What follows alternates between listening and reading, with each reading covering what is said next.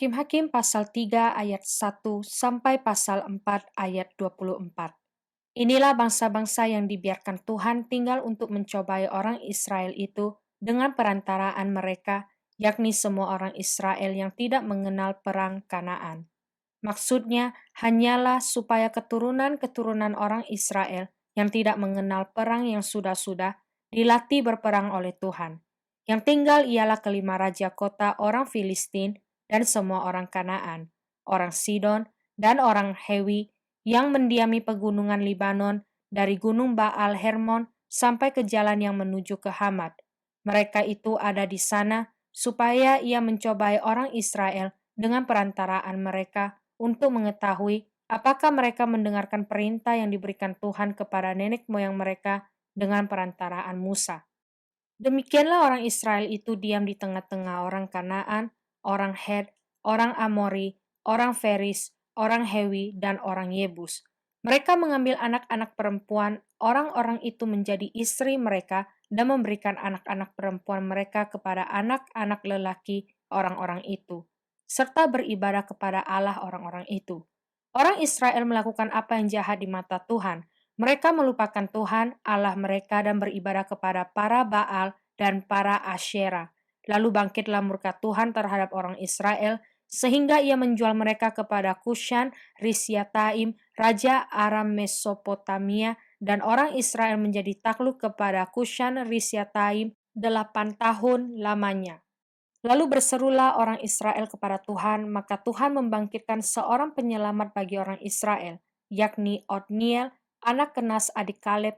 Roh Tuhan menghinggapi dia dan ia menghakimi orang Israel. Ia maju berperang, lalu Tuhan menyerahkan Kushan Rishyataim, Raja Aram, ke dalam tangannya, sehingga ia mengalahkan Kushan Rishyataim. Lalu amanlah negeri itu 40 tahun lamanya. Kemudian matilah Otniel, anak Kenas. Tetapi orang Israel melakukan pula apa yang jahat di mata Tuhan. Lalu Eglon, Raja Moab, diberi Tuhan kuasa atas orang Israel, oleh sebab mereka telah melakukan apa yang jahat di mata Tuhan. Raja ini mengajak Bani Amon dan Bani Amalek menjadi sekutunya. Lalu majulah ia dan memukul orang Israel kalah. Kota pohon korma diduduki mereka. 18 tahun lamanya orang Israel menjadi takluk kepada Eglon, Raja Moab. Lalu orang Israel berseru kepada Tuhan, maka Tuhan membangkitkan bagi mereka seorang penyelamat, yakni Ehud, anak Gera, orang Benyamin, seorang yang kidal. Dengan perantaraannya orang Israel biasa mengirimkan upeti kepada Eglon, Raja Moab. Dan Ehud membuat pedang yang bermata dua, yang panjangnya hampir sehasta, disandangnya lah itu di bawah pakaiannya, pada pangkal paha kanannya. Kemudian ia menyampaikan upeti kepada Eglon, Raja Moab. Adapun Eglon itu seorang yang sangat gendut. Setelah Ehud selesai menyampaikan upeti itu, disuruhnya pembawa-pembawa upeti itu pulang. Tetapi ia sendiri berhenti pada batu-batu berpahat yang di dekat Gilgal, dan kembali menghadap raja. Berkatalah ia, "Ada pesan rahasia yang kubawa untuk tuanku, ya raja," kata Eglon.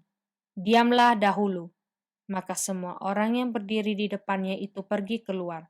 Lalu Ehud masuk mendapatkan dia, sedang ia duduk sendirian di kamar atas di rumah peranginannya. Berkatalah Ehud, "Ada firman Allah yang kubawa untuk tuanku."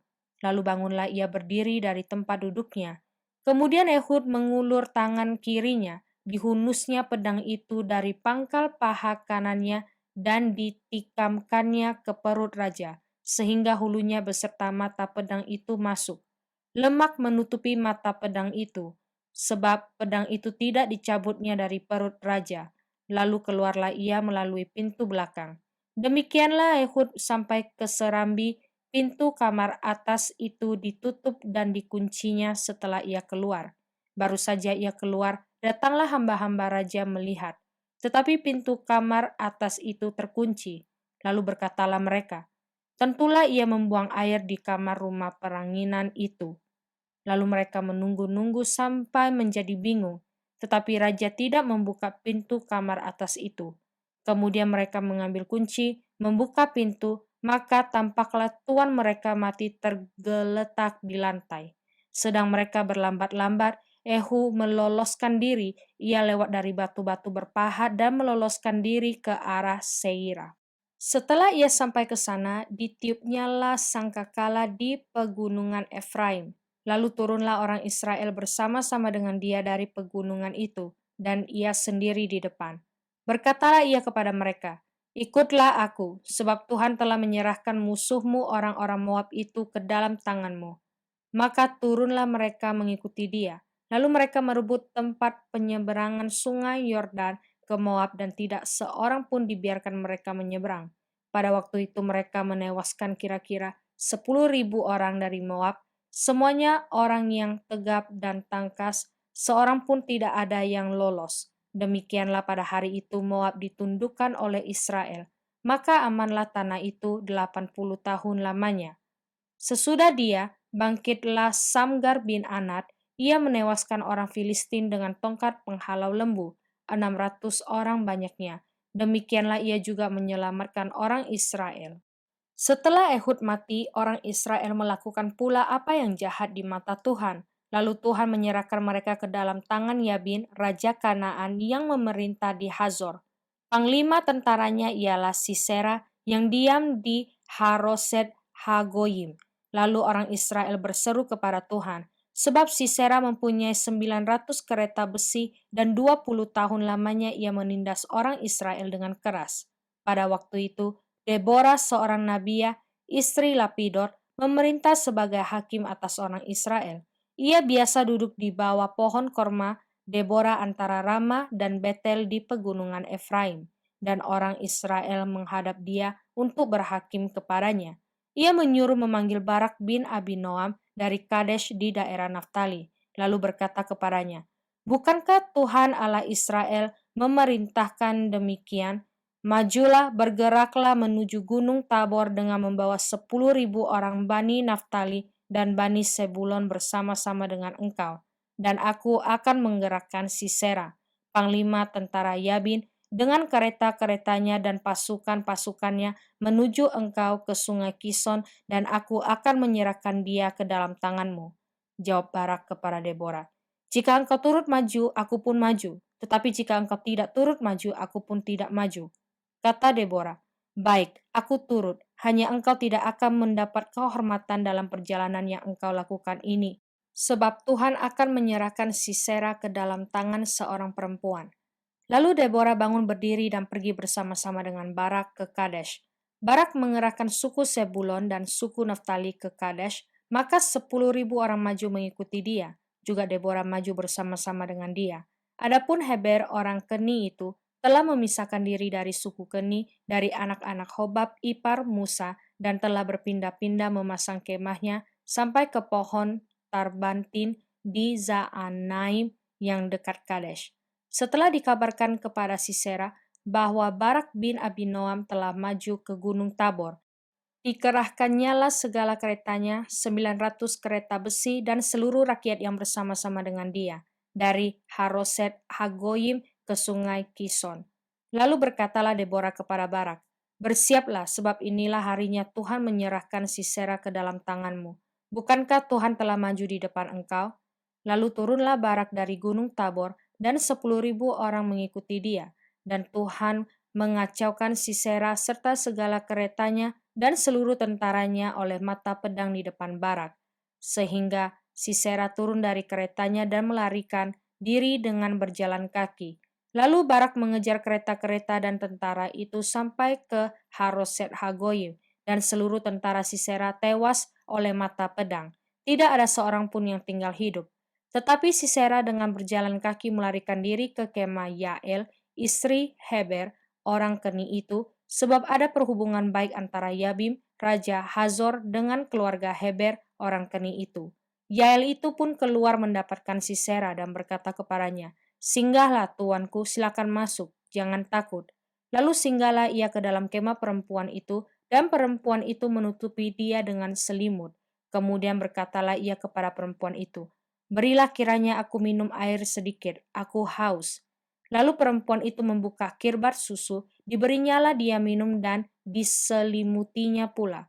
Lagi katanya kepada perempuan itu, Berdirilah di depan pintu kemah, dan apabila ada orang datang dan bertanya kepadamu, ada orang di sini, maka jawablah tidak ada. Tetapi Yael istri Heber mengambil patok kemah, diambilnya pula palu, mendekatinya diam-diam lalu dilantaknyalah patok itu masuk ke dalam pelipisnya sampai tembus ke tanah. Sebab ia telah tidur nyenyak karena lelahnya, maka matilah orang itu. Pada waktu itu muncullah Barak yang mengejar Sisera. Keluarlah Yael mendapatkan dia dan berkata kepadanya, "Mari, aku akan menunjukkan kepadamu orang yang kau cari itu." Lalu masuklah Barak ke dalam, dan tampaklah Sisera mati tergeletak dengan patok dalam pelipisnya. Demikianlah Allah pada hari itu menundukkan Yabin, raja Kanaan di depan orang Israel. Dan kekuasaan orang Israel kian keras menekan Yabin, Raja Kanaan, sampai mereka melenyapkan Yabin, Raja Kanaan itu. Mazmur pasal 55 ayat 1 sampai ayat 8 untuk pemimpin biduan dengan permainan kecapi, nyanyian pengajaran Daud. Berilah telinga ya Allah kepada doaku, janganlah bersembunyi terhadap permohonanku. Perhatikanlah aku dan jawablah aku. Aku mengembara dan menangis karena cemas, karena teriakan musuh, karena aniaya orang fasik. Sebab mereka menimpakan kemalangan kepadaku, dan dengan geramnya mereka memusuhi aku. Hatiku gelisah, kengerian maut telah menimpa aku. Aku dirundung takut dan gentar, perasaan seram meliputi aku. Pikirku, sekiranya aku diberi sayap seperti merpati, aku akan terbang dan mencari tempat yang tenang. Bahkan aku akan lari jauh-jauh dan bermalam di padang gurun. Selah, aku akan segera mencari tempat perlindungan terhadap angin ribut dan badai. Amsal pasal 12 ayat 23 sampai ayat 24. Orang yang bijak menyembunyikan pengetahuannya, tetapi hati orang bebal menyeru-nyerukan kebodohan. Tangan orang rajin memegang kekuasaan, tetapi kemalasan mengakibatkan kerja paksa. Lukas pasal 20 ayat 20 sampai ayat 40. Ahli-ahli Taurat dan imam-imam kepala mengamat-amati Yesus. Mereka menyuruh kepadanya mata-mata yang berlaku seolah-olah orang jujur, supaya mereka dapat menjeratnya dengan suatu pertanyaan dan menyerahkannya kepada wewenang dan kuasa wali negeri. Orang-orang itu mengajukan pertanyaan ini kepadanya, "Guru, kami tahu bahwa segala perkataan dan pengajaranmu benar, dan engkau tidak mencari muka, melainkan dengan jujur mengajar jalan Allah. Apakah kami diperbolehkan membayar pajak kepada Kaisar atau tidak?" Tetapi Yesus mengetahui maksud mereka yang licik itu, lalu berkata kepada mereka, "Tunjukkanlah kepadaku suatu dinar. Gambar dan tulisan siapakah ada padanya?" Jawab mereka, "Gambar dan tulisan Kaisar." Lalu kata Yesus kepada mereka, "Kalau begitu, berikanlah kepada Kaisar apa yang wajib kamu berikan kepada Kaisar, dan kepada Allah apa yang wajib kamu berikan kepada Allah." Dan mereka tidak dapat menjerat dia dalam perkataannya di depan orang banyak. Mereka heran akan jawabnya itu dan mereka diam. Maka datanglah kepada Yesus beberapa orang Saduki yang tidak mengakui adanya kebangkitan. Mereka bertanya kepadanya, "Guru, Musa menuliskan perintah ini untuk kita. Jika seorang yang mempunyai saudara laki-laki mati sedang istrinya masih ada, tetapi ia tidak meninggalkan anak, saudaranya harus kawin dengan istrinya itu dan membangkitkan keturunan bagi saudaranya itu. Adalah 7 orang bersaudara. Yang pertama kawin dengan seorang perempuan lalu mati dengan tidak meninggalkan anak. Lalu perempuan itu dikawini oleh yang kedua dan oleh yang ketiga, dan demikianlah berturut-turut oleh ke-7 saudara itu. Mereka semuanya mati dengan tidak meninggalkan anak. Akhirnya perempuan itu pun mati. Bagaimana sekarang dengan perempuan itu? Siapakah di antara orang-orang itu yang menjadi suaminya pada hari kebangkitan? Sebab ketujuhnya telah beristrikan dia. Jawab Yesus kepada mereka, "Orang-orang dunia ini kawin dan dikawinkan, tetapi mereka yang dianggap layak untuk mendapat bagian dalam dunia yang lain itu dan dalam kebangkitan dari antara orang mati, tidak kawin dan tidak dikawinkan. Sebab mereka tidak dapat mati lagi. Mereka sama seperti malaikat-malaikat dan mereka adalah anak-anak Allah. karena mereka telah dibangkitkan. Tentang bangkitnya orang-orang mati, Musa telah memberitahukannya dalam nas tentang semak duri di mana Tuhan disebut Allah Abraham, Allah Ishak dan Allah Yakub. Ia bukan Allah orang mati, melainkan Allah orang hidup, sebab di hadapan Dia semua orang hidup. Mendengar itu beberapa ahli Taurat berkata, "Guru, jawabmu itu tepat sekali." Sebab mereka tidak berani lagi menanyakan apa-apa kepada Yesus.